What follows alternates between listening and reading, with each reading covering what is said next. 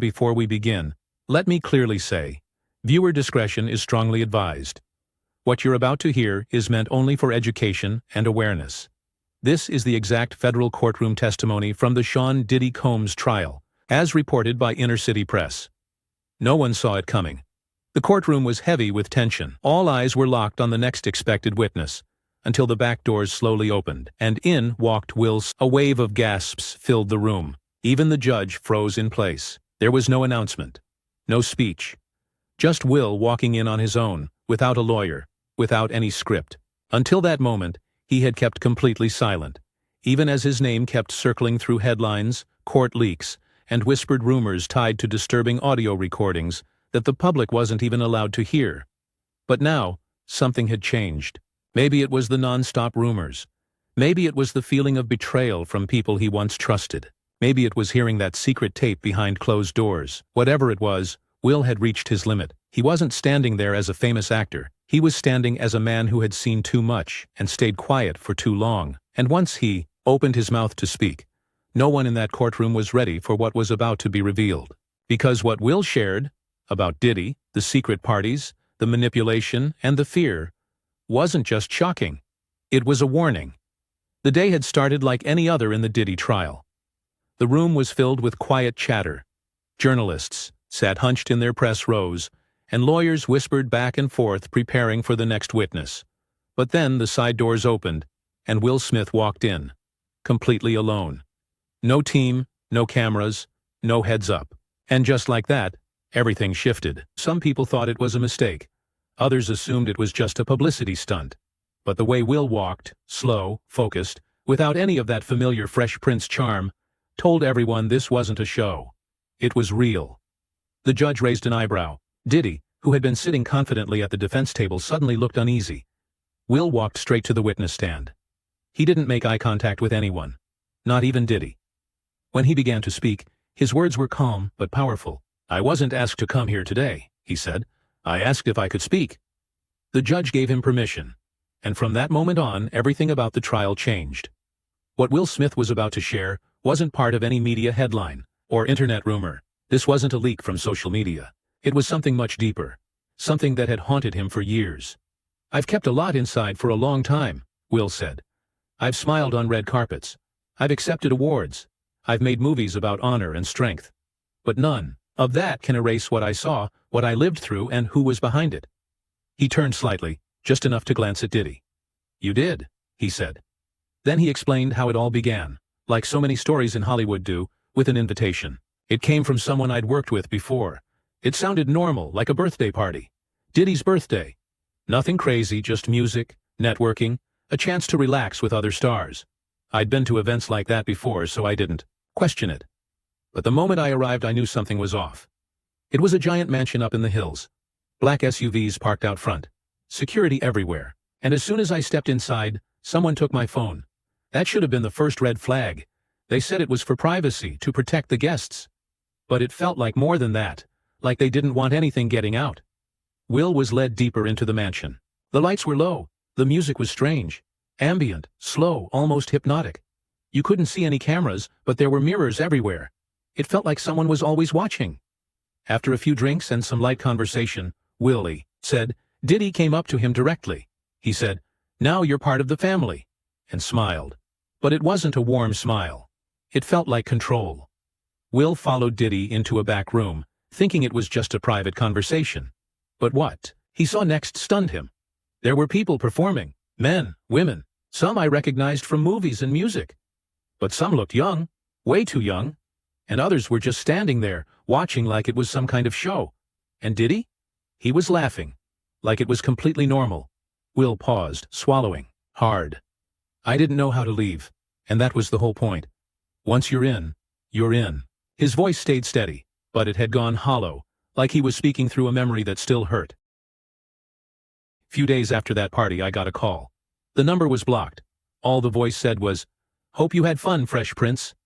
Then, the line went dead. At first I thought it was just a strange prank, but then an envelope showed up at my office. There was no name, no return address. Inside was a flash drive. I almost threw it away. But something told me to look. What I saw on that drive shook me. It was footage from that night. I was sitting on a couch, clearly out of it. I didn't remember being like that. But there I was, laughing at something I couldn't even recall. In the background, I heard a voice behind the camera. It was Diddy. He said, "That's how we keep him." That moment, hearing that, filled me with a kind of fear I had never known before. That's when I understood. I hadn't just been invited to that party. I had been initiated.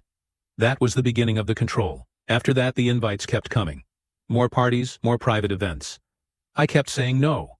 And slowly I started to see the consequences. Movie roles I was discussing suddenly disappeared. People I'd worked with for years stopped calling. And then the rumors started online. Whispers that I was gay, unstable, cheating. I knew exactly what was happening. It was pressure. Diddy didn't need to threaten me directly. He didn't have to. The message was clear. If you want peace, stay silent. And so I did. For years I said nothing. I smiled in interviews. I ignored the rumors. I focused on work. But every time I saw someone else speak out, Cassie, Dawn Richard, even when Meeky Mill's name started getting dragged into it, I would ask myself, why am I still quiet? He looked around the courtroom. Diddy didn't just hurt people's careers, Will said. He made them afraid to tell the truth. And that, he explained, is what finally brought him here, to testify. Will paused, then leaned a little, closer to the microphone. It wasn't just a video, that was the leash. From that moment on, he said, every decision felt like it came with invisible strings attached. He described how the pressure came through subtle ways. Calls would go to his agent, invitations to exclusive events, meetings, projects. And whenever he turned them down, things behind the scenes would start shifting. I'd say no to a Diddy event, Will said, and the next week I'd find out a project that had already been greenlit suddenly wasn't moving forward anymore. It didn't happen once. It became a pattern. Diddy didn't need to make threats himself. He had systems to do it for him. PR people, bloggers, producers. He knew exactly who to call. He knew how to create problems from nothing, and just as easily, how to make opportunities disappear. Will shared a specific example from 2013. At the time, he was in final talks for a major international campaign with a top luxury brand. We were almost done with the deal, he said. I had already shot the first lookbook. Then suddenly, without warning, they dropped him. No explanation. Just silence. 2 weeks later, he got another invitation to a Diddy event. He declined. And right after that, the calls started. Gossip blogs began publishing oddly specific stories about him. Rumors only someone with inside access could have planted. Will called it what it was. Psychological warfare. You start feeling like you're losing your mind, he said. Like, you're being paranoid. But then you notice the patterns. The way things vanish. The way doors close. You realize, this isn't in your head.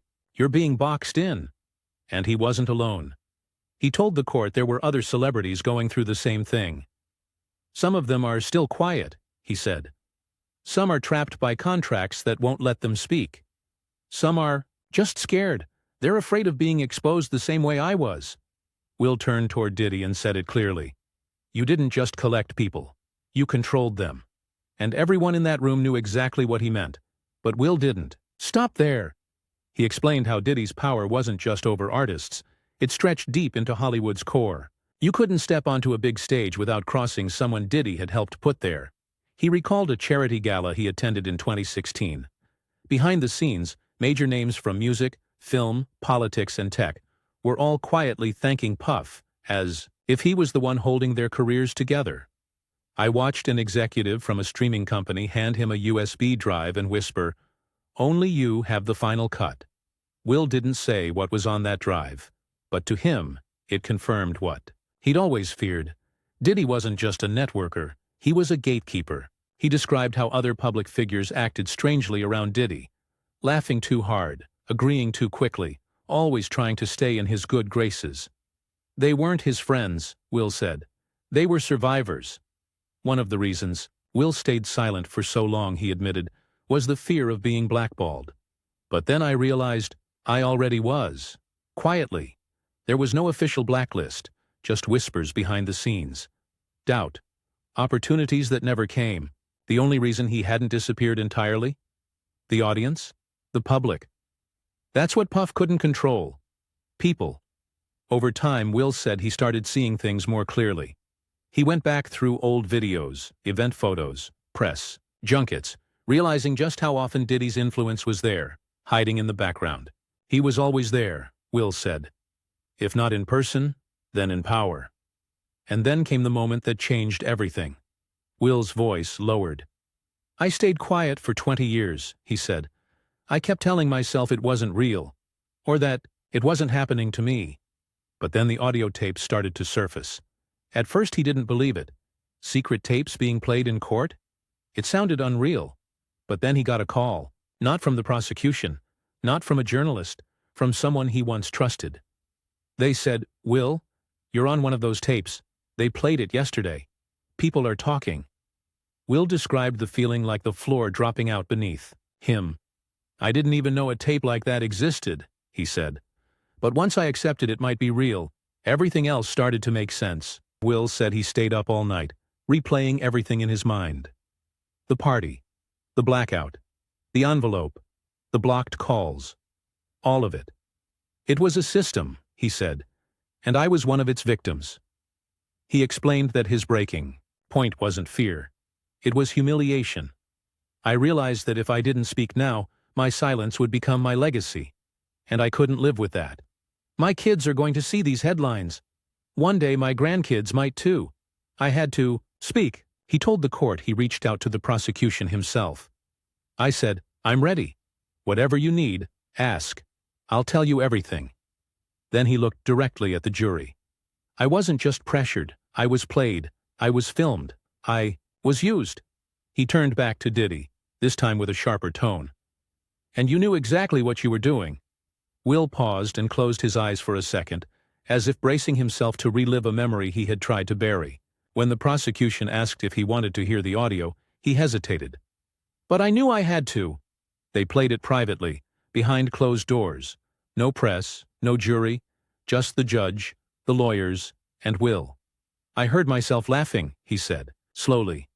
But it was hollow. It wasn't real. I sounded drunk. No. Drugged. He described what was playing in the background. Slow music, low voices, the occasional cheer or shout. Then, he said, Diddy's voice came through loud and clear. He said something like, that's how we break them in. And then, Will heard his own name. They were saying his name while doing things he couldn't even bring himself to repeat. It wasn't just embarrassing, Will said. It was horrifying. There's a difference between being humiliated and being stripped of your humanity. That tape? It took something from me.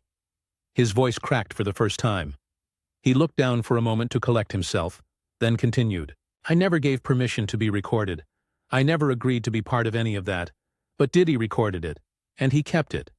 Maybe to use later, or maybe just to have. Will explained how, for years, he didn't understand why he'd suddenly feel anxious when certain names came up, why he'd have panic attacks during regular interviews. Now I know I wasn't crazy. I was remembering something I didn't want to remember. Listening to that tape forced him to face the full picture. The manipulation, the grooming, and the betrayal. Not just by Diddy, but by everyone who stood by and let it happen. But the scariest part, Will said, wasn't what I heard. It was what I didn't remember. He looked at the jury and said, if you want to know how powerful Diddy is, ask yourself this.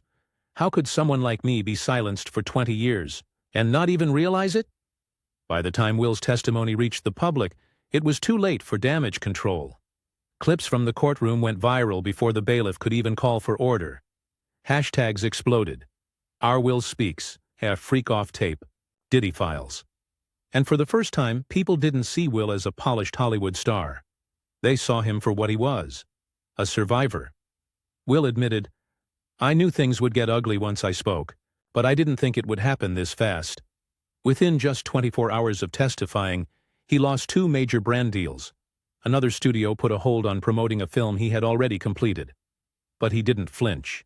I had already lost something, more valuable a long time ago. My voice. Then the messages started. Quiet ones. Texts from actors, producers, even directors. Some thanked him. Others warned him. One message read, you don't know who you just declared war on. Another said, you've made yourself radioactive.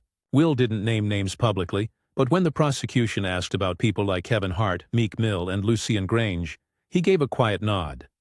"This isn't just a Diddy problem," he said. "It's an industry problem. A system built on silence. And everyone's been part of it." He said he knew more dirt would come out about him. "I know after this, more footage might leak. They'll try to paint me as unstable, as broken. Let them. I'm not here to protect myself anymore. I'm here to protect the truth." Will said he expected the backlash.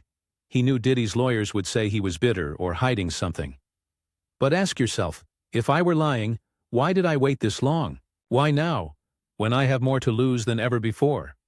Then he paused. The courtroom was silent. Sometimes the truth comes late, but it still hits like thunder. For his final statement, the judge allowed Will to speak directly to Diddy. He stood up, walked a few steps closer, and looked him in the eye. "You built an empire out of manipulation," he said. "You called it success. You called it culture. You called it love. But all you built was fear." Diddy didn't reply. He just sat there, still and pale, his lawyer whispering in his ear. Will didn't blink. "I saw what you did to those girls. I saw what you did to me. I heard the things you said when you thought I wasn't listening. You broke people for sport." Then Will pulled something from his pocket. It was an old photo. "This was me in 2004, right before the first party." He held it up for the court to see. "That's the man I used to be. I haven't seen him in years." Will turned to the jury. "If you think this is just about Cassie, or about me, or about one night in a mansion, you're not seeing the full picture. This is a network, a system built to silence the truth. And if we don't tear it down, it's going to keep going." Then Will turned to Diddy one last time. "You once said nobody parties like Diddy," he said. "Well, nobody lies like you either." With that, he walked back to the witness stand, gathered his things, and exited the courtroom. He didn't look back. And Diddy? He sat frozen, pale, still, his fingers trembling, because for the first time in decades, he wasn't the one controlling the room. When Will stepped down from the witness stand, he didn't look like a man who had just won something. He looked like someone who had finally stopped running. The tension in the courtroom hung thick in the air, like no one even knew how to breathe again. Even the judge looked shaken. Some jurors had tears in their eyes, and Diddy, who had been composed throughout the trial, now looked like he had nothing left to say. Will didn't stop to speak with reporters. He didn't wave, didn't pose. He simply walked out the front doors of the courthouse with his head held high, though his shoulders carried the weight of 2 decades of trauma. Later, when a journalist asked if he felt relief, he reportedly said, "Relief isn't the right word. It's just finished." But outside the courtroom, it was only beginning. Hollywood went into quiet panic. Executives canceled meetings. Talent agencies paused, pending deals. Directors and producers who had once called Will family now found their phones flooded with questions. The same people who used to post smiling photos were now releasing vague statements about concern and commitment to the truth. Behind the scenes, crisis teams were activated. PR firms sent out internal memos urging clients to publicly distance themselves from Diddy. And while many tried to act surprised, the internet was already digging through the past. Old clips of Diddy with A-listers, footage from parties where no one looked like they were having fun, interviews where guests awkwardly dodged questions, and perhaps most painful of all, moments from the Fresh Prince days where fans now saw something they hadn't before. Will, smiling through something. People weren't just shocked, they were angry. Angry that someone like Will had to carry this alone. Angry that for years whispers were dismissed as conspiracy theories. Angry that the whole system had stayed so quiet for so long. But Will didn't go into hiding. The day after his testimony, he posted just one thing online, a black and white photo of himself from 1993, standing on a film set, smiling into the sun. The caption said, "He didn't know what was coming, but he made it through. I'm proud of him." No hashtags, no tags, just that. The reaction was instant. Millions shared it. Tens of thousands commented. Celebrities, activists, and everyday people thanked him. Most of all, it was abuse survivors, especially men, who flooded his page with their own stories. "You gave us a voice," one wrote. If Will can speak, so can we. Meanwhile, back inside the court, Diddy's legal team scrambled. Whispers started that more subpoenas were coming, not just for musicians and assistants, but for executives at record labels, distributions, companies, even media conglomerates. Will's testimony hadn't just been personal. It had cracked something wide open. And now, the flood was coming. Rumors said more tapes existed. Not just audio, but video, too. Some included other public figures. The court sealed them for now. But insiders said, if even one of those tapes leaked, it would turn the industry upside down. Will didn't return to work right away. He declined interviews. He canceled public appearances. But he wasn't hiding. Insiders said he was spending time with his kids, rebuilding what truly mattered. One friend told Variety, he's healing now, for the first time in years. And this time, he's not pretending. Before the court adjourned, the judge said something no one expected. What we heard today, he said, was not just testimony, it was a reckoning. And this court recognizes the courage it took to say it out loud. The last image of the day wasn't Diddy. It wasn't even Will. It was the jury, sitting still, silent, overwhelmed, processing everything they had just heard. And in that silence, one thing became crystal clear. The era of silence was over.